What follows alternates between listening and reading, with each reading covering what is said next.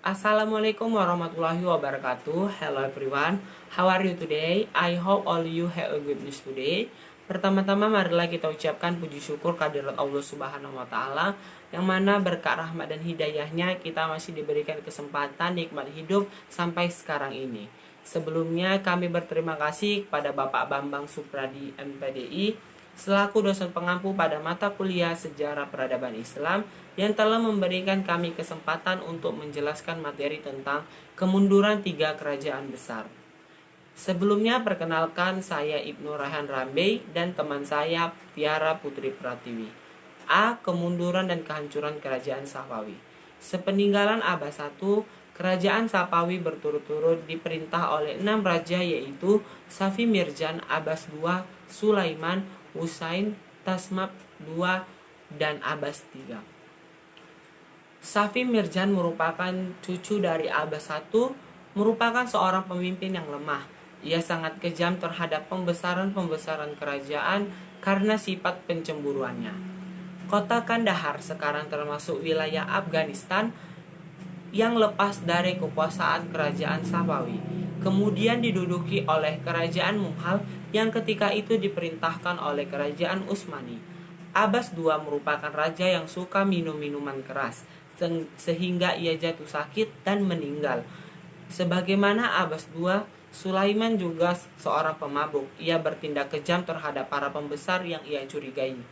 Ia digantikan oleh yang alim. Pengganti Sulaiman ini memberikan kekuasaan yang besar kepada para ulama Syi'i yang sering memaksakan pendapatnya terhadap penganut aliran Sunni.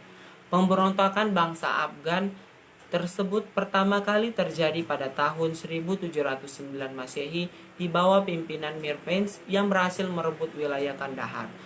Mir Pench digantikan oleh Mir Mahmud sebagai penguasa Kandahar. Ia berhasil mempersatukan pasukannya dengan penguasa Ardabil. Dengan kekuatan gabungan ini, Mir Mahmud berusaha memperluaskan lagi wilayah kekuasaannya dengan merebut negeri-negeri Afgan dari kekuasaan Safawi. Ia bahkan berusaha menguasai Persia. Karena desakan dari ancaman Mir Mahmud, Syekh Husain mengakui kekuasaan Mir Mahmud dengan mengangkatnya sebagai gubernur di Kandahar dengan gelar Husain Quli Khan atau Budak Husain. Pada tahun 1721 Masehi, ia menyerang Isfahan. Pada tanggal 12 Oktober, Syekh Husain menyerah dan 25 Oktober Mir Mahmud memasuki kota Isfahan. Salah seorang putra Husain bernama Tasmap II dengan dukungan penuh dari suku Qajar Rusia memproklamasikan dirinya sebagai raja yang sah dan berkuasa atas Persia dengan pusat kekuasaannya di kota Astarabad. Pada tahun 1726, Tasmap bekerja sama dengan Nadir Khan dari suku Ashar untuk memerangi dan mengusir bangsa Afgan yang menduduki Isfahan.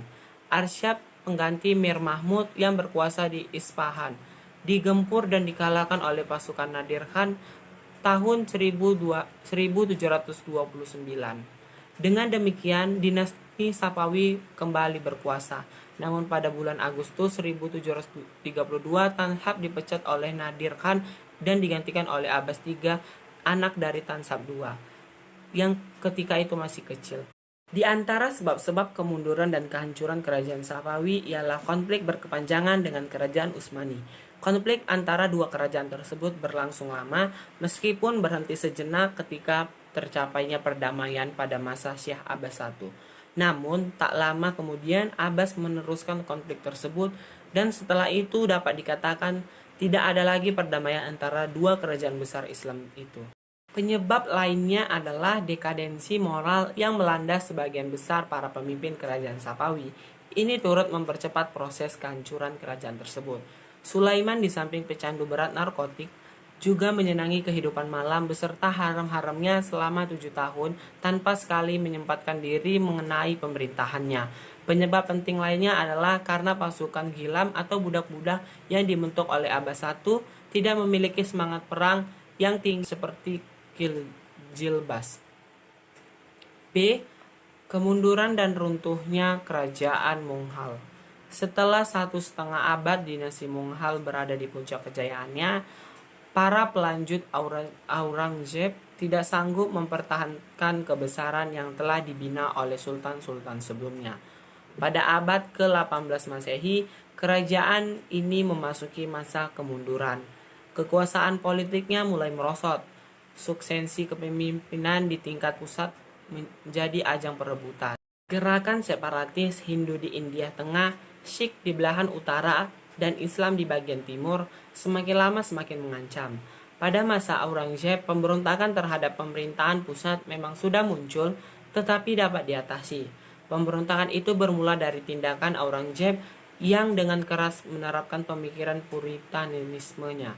Setelah ia wafat, penerus rata-rata lemah dan tidak mampu menghadapi problema yang ditinggalkannya. Setelah Bahandura Shah meninggal dalam jangka waktu yang cukup lama, terjadi perebutan kekuasaan antara kalangan keluarga istana.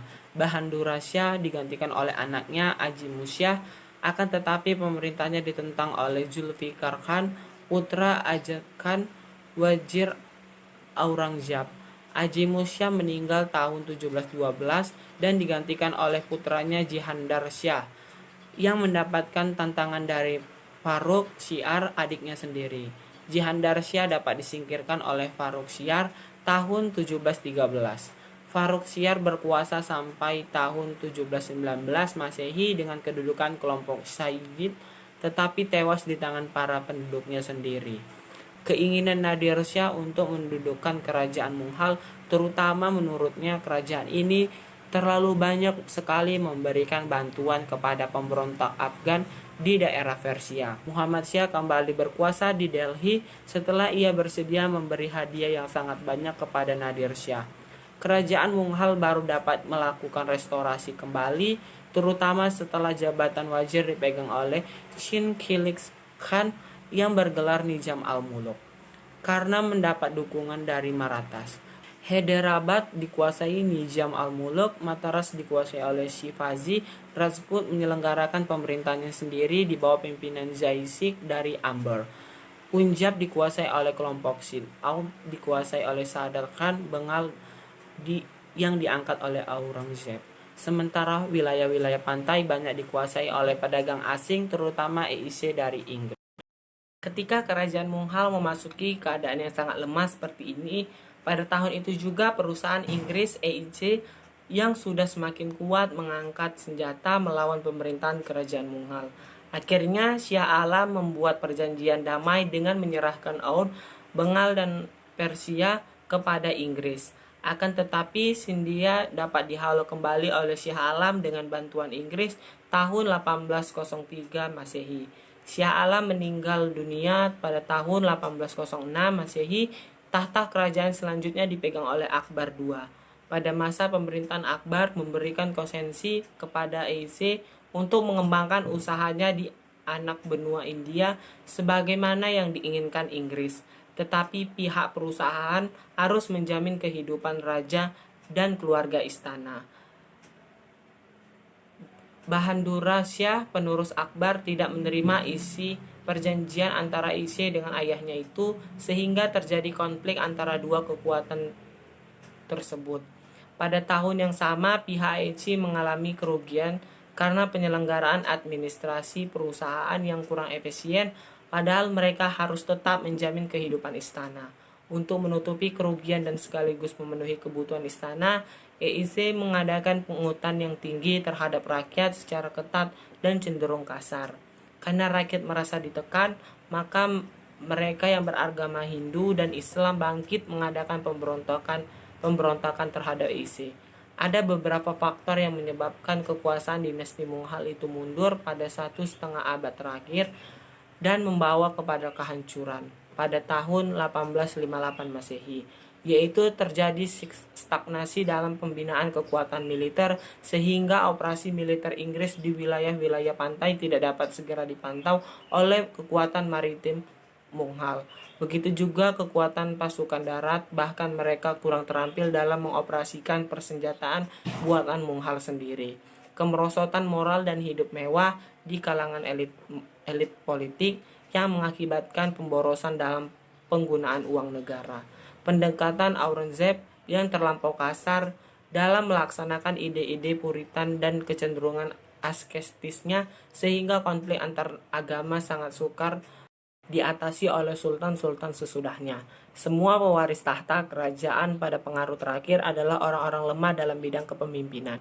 Baiklah, selanjutnya akan dijelaskan oleh Tiara. Kepada Tiara saya persilahkan. Assalamualaikum warahmatullahi wabarakatuh. Saya Tiara Putri Pratiwi akan melanjutkan penjelasan dari Saudara Ibnu. Yang C. Kemunduran Kerajaan Utsmani. Setelah Sultan Al-Kanuni wafat 1566 Masehi, Kerajaan Turki Utsmani mulai memasuki fase kemundurannya. Sultan Sulaiman Al-Kanuni digantikan oleh Salim II 1556 sampai 1573 Masehi. Di masa pemerintahan Salim II ini, terjadi pertempuran antara armada laut Kerajaan Utsmani dengan armada laut Kristen yang terdiri dari Angkatan Laut Spanyol, Angkatan Laut Bundukia, Angkatan Laut Sri Paus, dan sebagian kapal para pendeta Malta yang dipimpin oleh Don Juan dari Spanyol.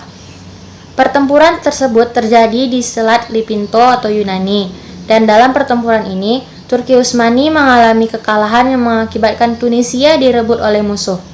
Barulah pada masa Sultan berikutnya yaitu Sultan Murad II, pada tahun 1575 Masehi, Tunisia dapat direbut kembali.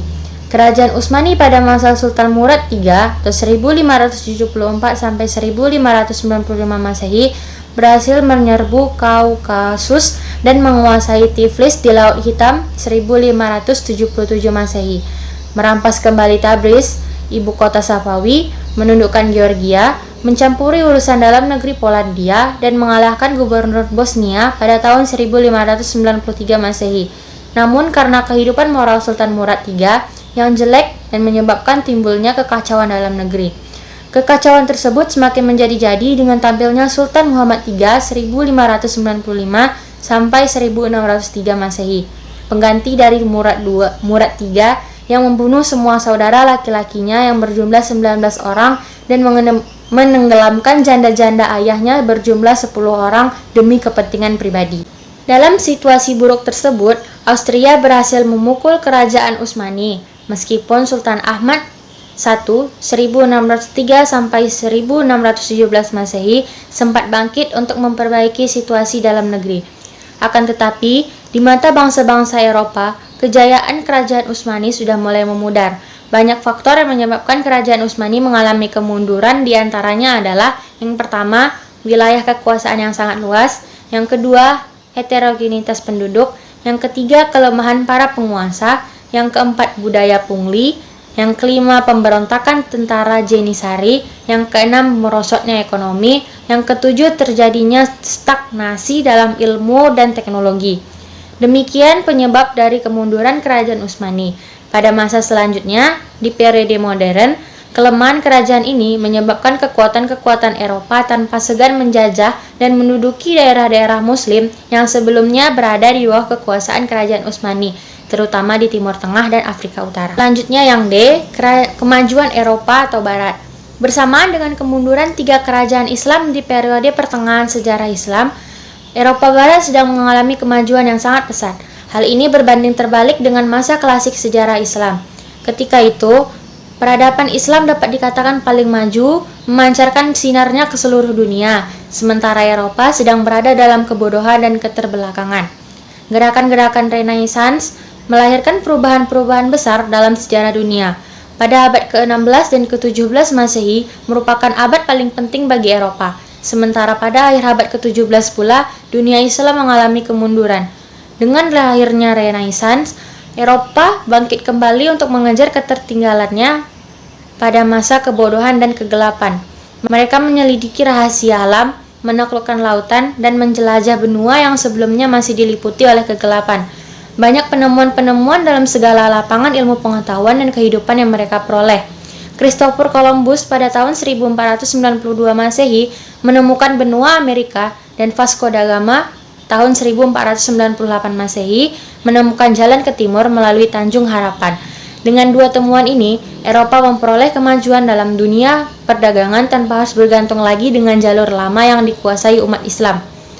Terangkatnya perekonomian bangsa-bangsa Eropa ini disusul pula dengan penemuan dan perkembangan dalam bidang ilmu pengetahuan, yang dengan demikiannya Eropa menjadi penguasa lautan dan bebas melakukan kegiatan ekonomi serta perdagangan dari dan ke seluruh dunia tanpa mendapat hambatan berarti dari lawan-lawan yang masih menggunakan senjata tradisional. Benturan-benturan antara kerajaan Islam dan kekuatan Eropa itulah yang menyebabkan atau yang telah menyadarkan umat Islam bahwa mereka memang sudah jauh tertinggal dari Eropa. Kesadaran itulah yang menyebabkan umat Islam di masa modern terpaksa harus belajar dari Eropa. Baiklah, sekian dari kelompok kami. Terima kasih. Jika ada kesalahan, mohon dimaafkan. Wassalamualaikum warahmatullahi wabarakatuh.